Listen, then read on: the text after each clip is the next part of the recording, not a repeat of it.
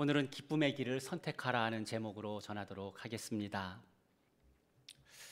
하나님은 저와 여러분들이 가정에서 또 그리고 각자의 삶의 자리에서 과연 어떻게 살아가기를 원하실까 한번 생각해 보는 시간 갖기를 바랍니다.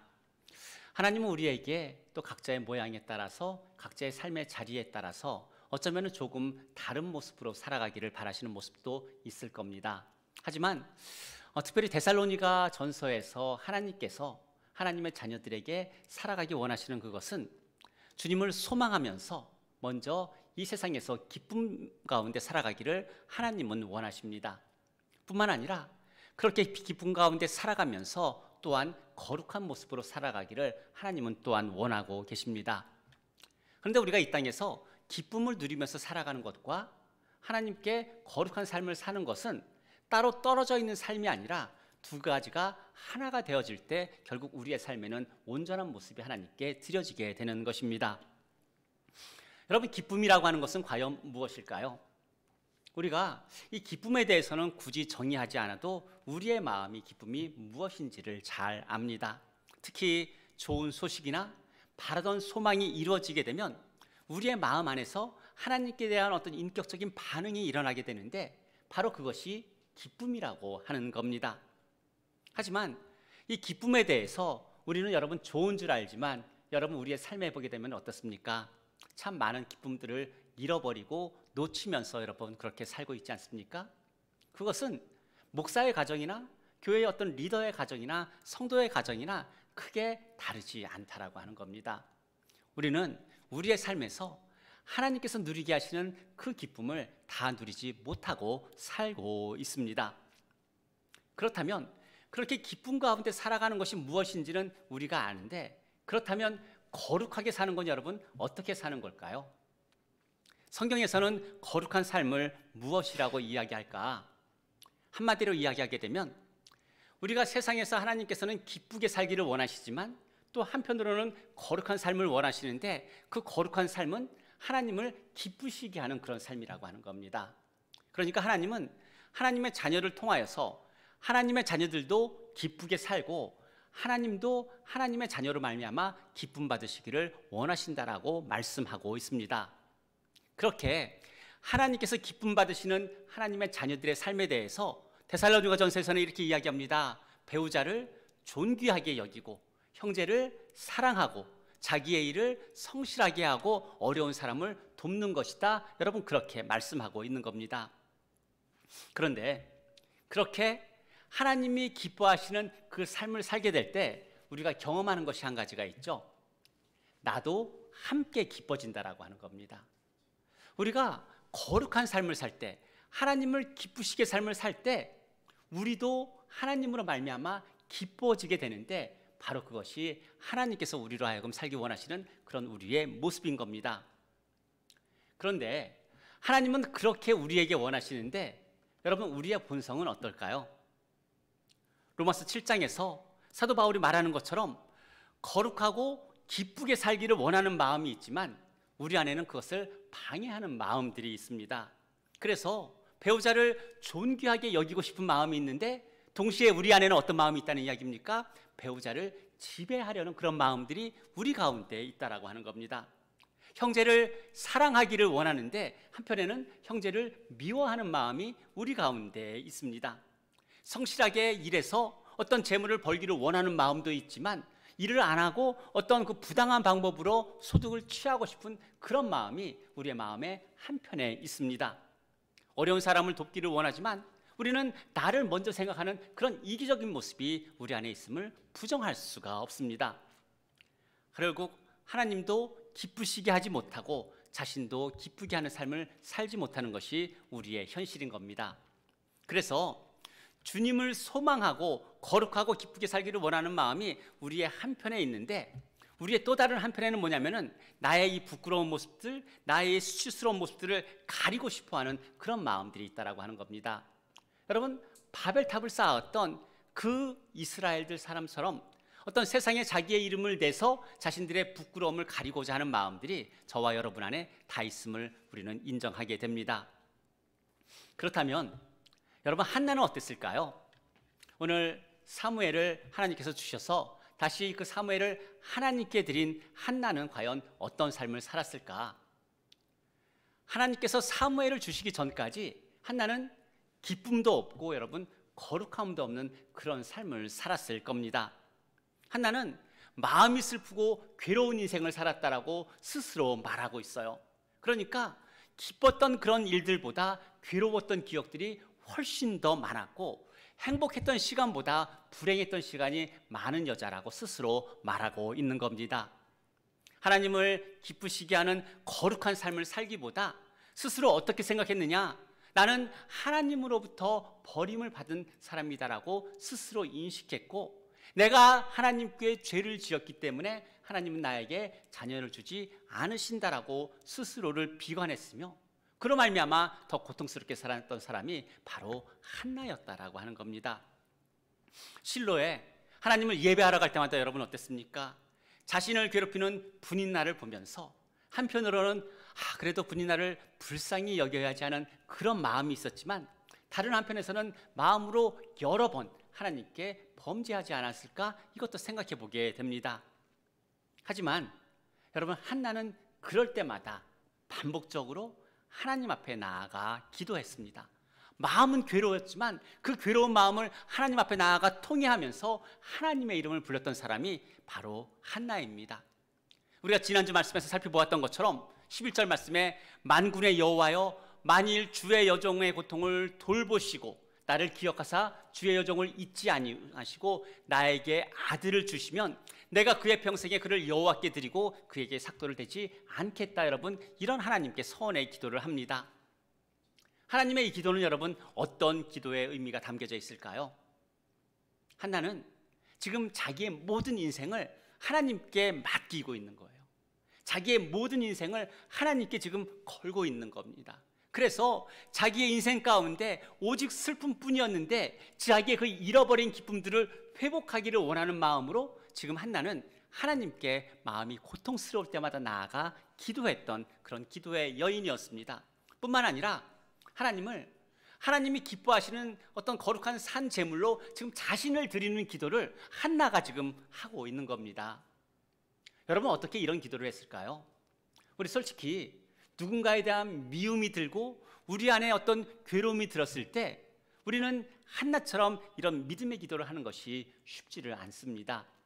그런데 한나는 어떻게 하나님께 나아가 내 마음이 여호와로 말미암아 즐겁다라고 하는 여러분 이런 기도의 자리까지 나아가게 되었을까? 여러분 저는 오늘 말씀 보면서 그 답은 하나라고 생각합니다. 한나에게는 다른 그 어떤 선택도 없었기 때문이라고 하는 겁니다. 한나가 붙잡을 수 있는 것은 하나님밖에 없었기 때문에 남편도 위로가 되지 않고 또한 자기의 슬픔을 해결하지 못하고 갑절이나 주는 어떤 재물의 분깃도 한나의 아픔을 여러분 치료할 수가 없었고 한나에게 있는 유일한 길이라고 하는 것은 어떤 길이냐? 하나님께 나아가 자기의 통회하는 마음으로 기도하는 것밖에 한나에게 없었다라고 하는 겁니다. 자신을 하나님께 맡기는 것만이 자신을 하나님이 기뻐하시는 거룩한 산 제사로 자신을 드리는 것만이 한나에게 유일한 길이었기 때문에 한나는 그렇게 기도를 합니다. 오늘 한나에서의 기도처럼 여러분 우리도 마찬가지입니다. 여러분 우리의 신앙이 우리의 믿음이 아무리 뛰어나다고 하더라도 우리는 인생의 막다른 길에 섰을 때에야 비로소 하나님을 전적으로 의지하고 의뢰하는 사람이라고 하는 겁니다. 만일 우리에게 하나님이 아닌 또 다른 대안과 또 다른 선택이 있다면 우리는 과연 어떻게 할까요? 오늘 한나처럼 이렇게 기도하지 않는다라고 하는 겁니다. 왜냐하면 내 안에 하나님이 아닌 다른 것을 찾고자 하는 그런 죄된 본성이 우리 안에 있기 때문입니다. 여러분 아브라함이 몇 세 때 하나님을 신뢰하게 되었을까요? 잘 알고 있는 것처럼 100세가 되어서 여러분 하나님을 온전히 신뢰하게 되었습니다. 모세는 몇 살에 하나님의 부르심 가운데 순종했을까요? 80세가 되어서야 하나님의 부르심 가운데 순종한 사람이 모세입니다. 야곱은 어떻습니까? 모든 것을 다 잃고 나서 그제서야 여러분 하나님의 이름을 부른 사람이 여러분 야곱 아닙니까? 이렇듯이 하나님은 때로는 우리를 막다른 골목길로 몰아가시는 것처럼 그런 상황이 될 때가 있고, 그렇지만 그런 막다른 골목길에서 우리가 하나님을 선택할 수밖에 없는 그 길은 결국 오늘 한나의 이야기서와 같이 우리에게는 고통이 있겠지만 복된 길이라고 하는 것을 가르쳐 주고 있습니다.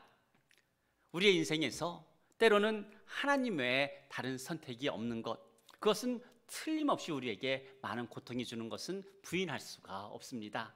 하지만 그 고통 가운데서도 우리가 하나님을 선택할 때 그 길이 하나님께서 우리로 하여금 가기 원하는 길이라고 하는 것을 우리는 스스로 발견하게 됩니다. 오늘 한나는 자신을 하나님이 기뻐하시는 거룩한 산 제물로 드리는, 제사로 드리는 그런 기도를 드린 다음에 그의 얼굴에서 여러분 모든 근심의 빛이 사라지고 슬픔이 없어졌다라고 말씀을 합니다. 왜냐하면 이미 자기 자신을, 이미 나를 하나님께 다 드렸기 때문입니다. 그래서 한나 어떻게 합니까? 가족들과 함께 다음날 아침 일찍 일어나서 하나님을 경배하고 집으로 돌아갑니다. 그만큼 하나님께 기도하고 나서 이 한나 마음 안에 있는 슬픔과 또 다른 한나 안에 있는 소망이 공존하기 시작하게 된 겁니다. 그래서 얼굴에서 슬픔이 사라지게 되고 기쁨을 소망으로 연결하며 집으로 돌아가게 됩니다. 오늘 말씀에서 우리가 보는 것처럼 하나님은 우리가 하나님을 기뻐하게 될 때 하나님은 우리를 향한 하나님의 역사를 시작을 합니다. 한나가 하나님으로 말미암아서 얼굴의 근심이 사라지기 시작했을 때 하나님은 한나에게 아들을 주셨고 사무엘이라고 하는 그 아이를 낳게 하셨습니다. 결국 하나님의 그 역사가 이루어지는 때는 언제냐면은 우리가 고통 가운데 기도할 때라기보다는 우리가 그 고통 가운데 기도함으로써 하나님에게서 그 평강을 얻었을 때, 내 마음이 그 모든 고통의 상황 가운데서 평강을 누렸을 때 하나님은 그때부터 일하시는 분이다라고 하는 것을 우리는 깨닫게 되는 겁니다. 사무엘이 출생한 다음에 여러분 한나의 집안이 확 변했습니다. 어떻게 변했을까요? 가정이 하나 되기 시작했습니다. 엘가나는 한나가 서원한 건데, 자기의 아내가 서원한 건데 민수기 30장에 있는 규정처럼 그것을 자기의 서원으로 여기고 자기가 그 서원을 갚으려고 하고 있고, 또한 매년 서원제를 매년 하나님을 예배하기 위해서 올라가는 그 자리에서는 항상 분인나 때문에 괴롭힘을 당했었는데 분인나의 어떤 괴롭힘도 없이 오늘 말씀해 보게 되면은 엘가나와 그의 온 집이 매년제와 서원제를 드리러 올라갔다라고 여러분 그렇게 말씀하고 있습니다. 그래서 사무엘이 태어난 그 다음부터, 다시 정확하게 말하게 되면 한나가 하나님으로부터 마음의 평강을 얻은 그때부터 여러분 한나의 가정과 한나의 인생은 바뀌기 시작한 겁니다. 또한 사무엘이 태어났을 때 한나에게는 그 인생 중에서 가장 기쁜 날이 되었을 겁니다. 하지만 아이가 젖을 때가 가까워올수록 한나는 그 마음이 어땠을까요? 한 아이를 하나님께 드리기로 서원 기도했고, 그것이 물론 축복된 길인 것을 알지만 어머니로서의 그런 안타까운 마음이 있었을 겁니다. 그래서 한나의 마음이 어땠을까? 그것을 생각해 보게 되면은 날이 가까울수록 하루는 흐렸다가 하루는 비가 오기도 하고, 하루는 바람이 잔잔히 불다가 어떤 때는 태풍이 불기도 하고, 여러분 이런 날을 계속 오고 가지 않았을까? 이런 묵상도 해보게 됩니다. 더군다나 아이를 실로에 데리고 가는데 한나의 눈에 아이가 어떻게 보였다고 말하고 있습니까? 아이가 어리더라, 지금 그렇게 말하고 있는 겁니다.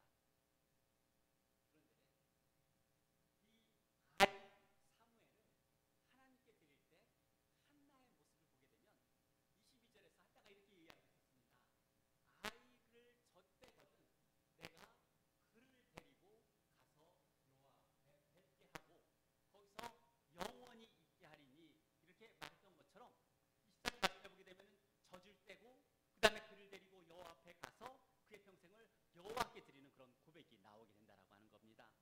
그리고 하나님 입장에서 이렇게 기도합니다. 내 마음이 여호와로 말미암아 즐거워하며 내 부문이 여호와로 말미암아 높아졌으며 내 입이 원수들을 향하여 열렸으며 이는 내가 주의 구원으로 말미암아 기뻐함이니이다. 여러분, 한나의 마음에 지금까지 슬픔의 여인이었고 마음이 슬펐던 여인이고 괴로웠던 여인인데 한나의 마음에 뭐가 생겼다는 이야기입니까? 여호와 하나님으로 말미암아 기쁨이 생기기 시작했다고 말하고 있는 겁니다. 또 2절에서는 어떻게 말합니까? 여호와 같이 거룩하신 이가 없으시니 이는 주밖에 다른 이가 없고 우리 하나님 같은 반석도 없도다. 여러분, 이렇게 고백하고 있습니다. 너무나 어린 아이들을 떼어 보내면서 어떻게 여러분 이런 기도를 할 수가 있을까? 우리는 이 한나의 그 인생 가운데서 그 기도를 통하여서 사무엘을 주시는 것을 통하여서 한나는 하나님의 거룩하심을 보았기 때문입니다. 하나님이 거룩하신 분이고 그 거룩하신 분은 하나님 한 분밖에 없음을 알게 되었고, 뿐만 아니라 자신을 맡길 만한 분이 오직 여호와 하나님이라고 하는 것을 깨달아 알았기 때문에 한나는 그런 기도를 드릴 수가 있는 겁니다. 여러분, 하나님이 거룩하시다라고 하는 그 의미가 무엇일까? 하나님은 그 거룩의 모습을요, 삼위 하나님이 함께 하실 때는 여러분 그 거룩이 필요가 없어요. 왜냐하면 모두가 다 거룩하신 분이기 때문입니다. 그런데 성경은 하나님이 언제 거룩하시다라고 말씀하시냐면 하나님이 인간 중에 계실 때 거룩하다 이렇게 말씀합니다. 즉 하나님이 저와 여러분과 함께 하실 때 그 하나님의 모습이 거룩이다라고 말씀합니다. 하나님이 우리 중에 거하시면서 고통 중에 있는 하나님의 자녀들을 돌보실 때 그 모습이 하나님의 거룩이라고 합니다. 하나님이 우리를 기억하시고 우리와 함께 하실 때 바로 그 모습이 하나님의 거룩이다라고 말합니다. 자격 없는 우리를 불쌍히 여기시면서 우리에게 은혜를 베푸시는 그 하나님의 모습이 거룩이고 2000년 전에 십자가에서 우리에게 생명을 주시기 위해서 달리신 예수 그리스도의 모습이 거룩이다라고 우리에게 보여주고 계십니다. 그래서 하나님의 이 거룩하심이다라고 하는 것은 우리의 모든 생각과 우리의 모든 형편과 우리의 모든 상황을 하나님이 아신다라고 하는 그런 의미 있고, 또 하나님이 거룩하시다라고 하는 것은 우리의 삶과 죽음이 우리의 생명의 주권이 하나님께 있음을 말하고 있는 것이고, 아무리 능력이 많은 사람도 능력이 없는 사람도 부자도 가난한 사람도 건강이 좋은 사람도 건강이 좋지 않은 사람도 모두가 하나님의 주권 안에 있는 그 모습이 하나님의 거룩이라고 하는 것을 가르쳐 줍니다. 스바냐서에서는 이렇게 말씀합니다. 하나님은 우리 가운데 계실 때 거룩하시고 구원을 베푸실 때 거룩하시고 우리가 하나님의 주권을 인정하며 신뢰할 때 하나님은 거룩하시다, 그렇게 말씀을 합니다. 사랑하는 성도 여러분, 오늘 말씀을 통해서 저와 여러분 안에 이제 하나님께서 바라시는 그 기쁨과 거룩함이 있는지를 생각해 보시길 바랍니다. 우리의 가정 안에 하나님이 기뻐하시는 그 기쁨이 있는지 그 거룩함이 있는지를 함께 돌아보기를 바랍니다. 하나님으로 말미암아 내 삶이 기쁜지, 또 내 삶이 하나님을 기쁘시게 하는 그런 삶을 지금 살고 있는지 우리는 날마다 우리를 돌아보아야 될 줄로 믿습니다. 우리는 하나님을 알고 하나님을 예배하고 또 기도하고 신앙생활도 잘하고 있는 것 같습니다. 그런데 우리의 내면을 자세히 들여다보게 되면 우리는 정작 그 기쁨이 무엇인지 알면서 기쁨을 누리지 못하고, 또한 오히려 세상에서의 그 기쁨을 찾으려고 또 하나님을 기쁘시게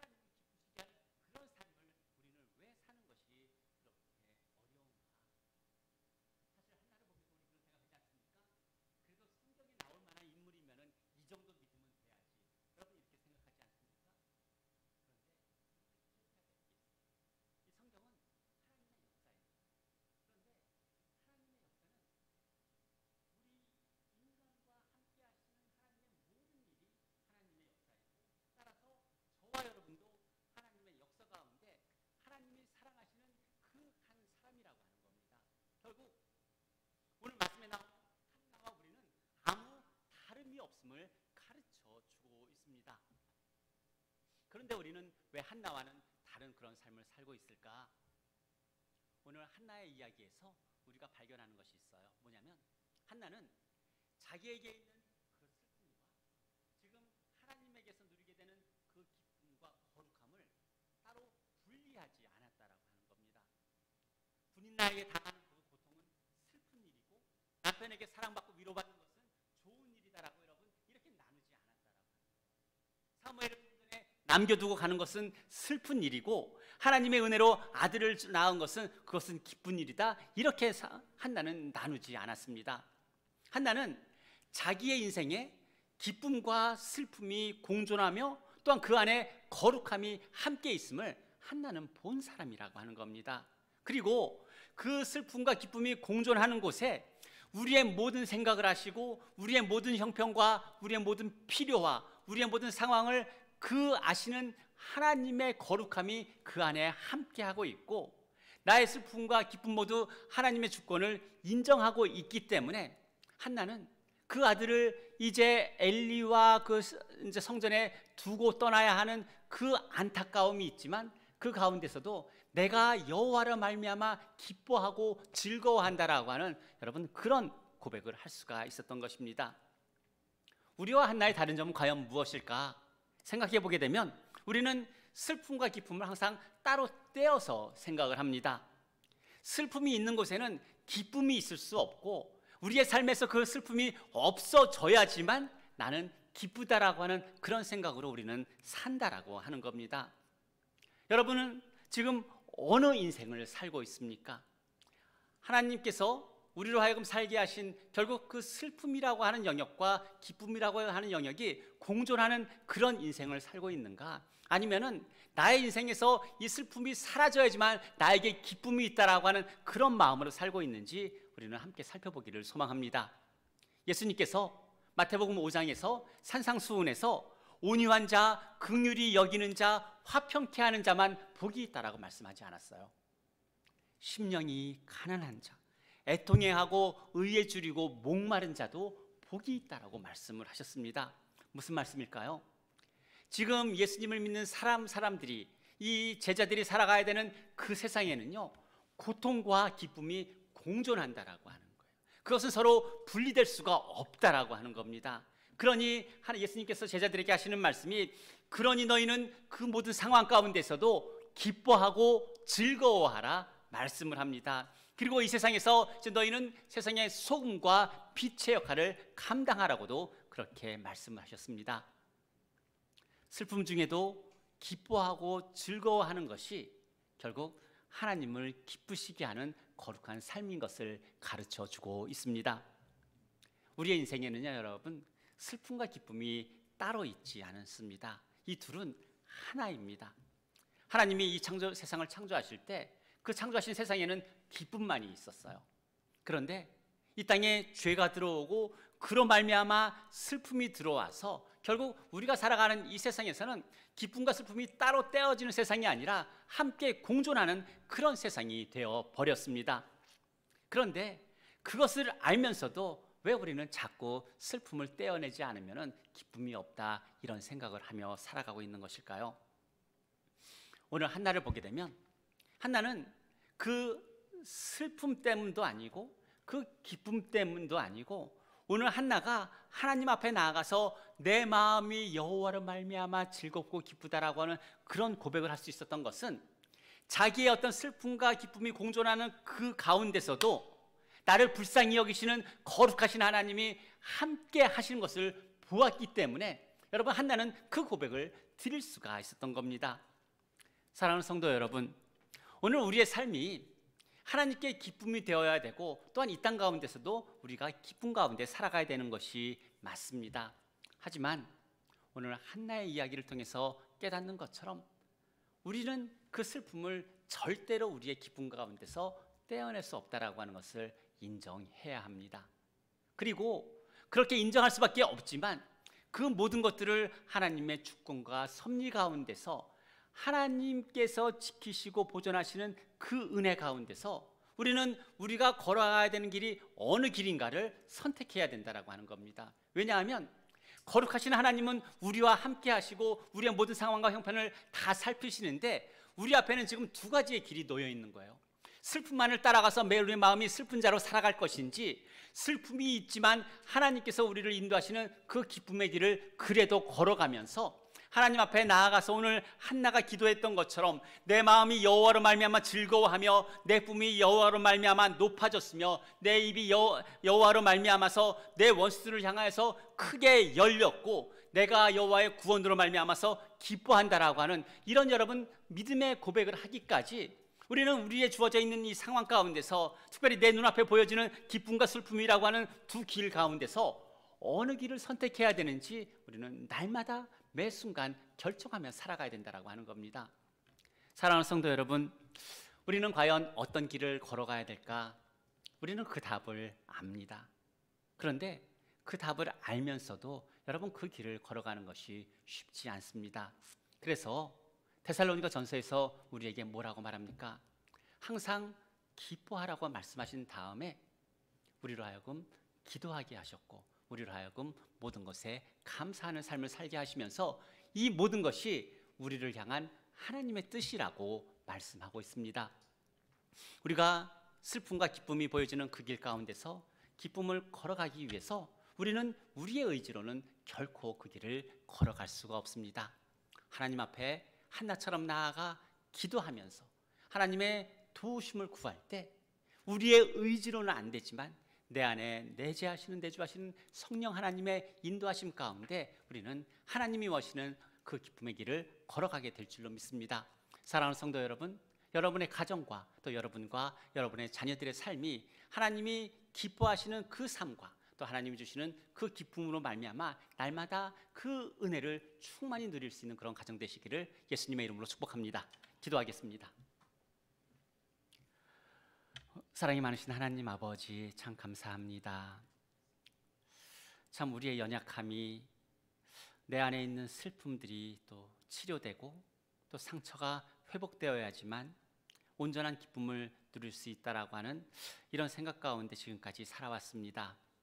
그러나 오늘 한나를 통한 그 기도의 말씀들을 통하여서 우리에게는 항상 기쁨과 슬픔이 공존하지만 이 모든 것들을 섭리하시고 주관하시는 거룩하신 하나님이 함께 계심을 우리에게 말씀하시는 그 말씀을 듣습니다.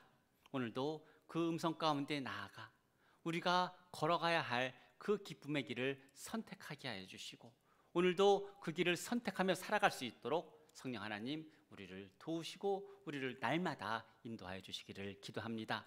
우리의 마음 가운데 연약함이 들 때마다 우리의 생각이 우리의 마음이 하나님을 향하여 다시 돌아설 수 있도록 도와주시며 하나님의 말씀으로 우리의 마음과 생각을 지키며 주님 바라보게 하시는 그 길을 주님과 함께 동행하는 복된 가정, 복된 삶 살게 하여 주옵소서. 감사드리며 예수님의 이름으로 기도드립니다.